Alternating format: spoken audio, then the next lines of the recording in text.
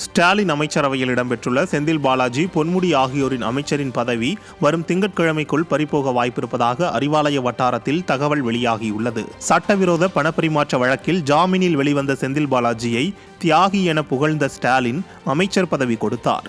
மக்கள் அப்போதே அதை தவறு என விமர்சித்தனர். மக்கள் குரலை ஸ்டாலின் கேட்காத நிலையில் உச்சநீதிமன்றம் பதவியை ராஜினாமா செய்கிறீர்களா அல்லது ஜாமீனை ரத்து செய்யவா என எச்சரித்துள்ளது.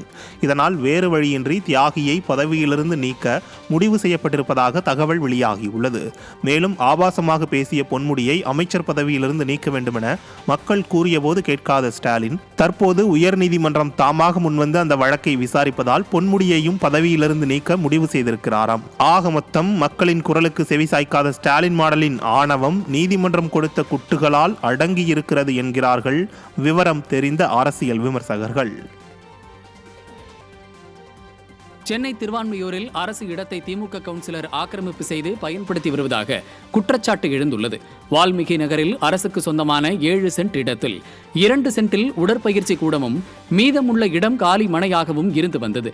இந்த நிலையில் அந்த காலி இடத்தை அதே பகுதியைச் சேர்ந்த திமுக கவுன்சிலர் சந்திரேஷ் ஆக்கிரமிப்பு செய்து தனது கார்களை நிறுத்தி வைத்துள்ளார். அந்த இடத்தில் நகர்ப்புற சுகாதார மையம் அமைப்பதற்காக டெண்டர் விடப்பட்டிருக்கும் நிலையில் இடத்தை காலி செய்து தராமல் சந்திரேஷ் அடாவடி செய்து வருவதாகவும் பயன்படுத்தப்படாமல் உள்ள உடற்பயிற்சி கூடத்தில் மது அருந்துவது உள்ளிட்ட சமூக விரோத செயல்களில் ஈடுபட்டு வருவதாகவும் கூறப்படுகிறது. எனவே தங்கள் கட்சி கவுன்சிலர் மீது திறனற்ற திமுக அரசு நடவடிக்கை எடுக்க வேண்டும் என கோரிக்கை எழுந்துள்ளது.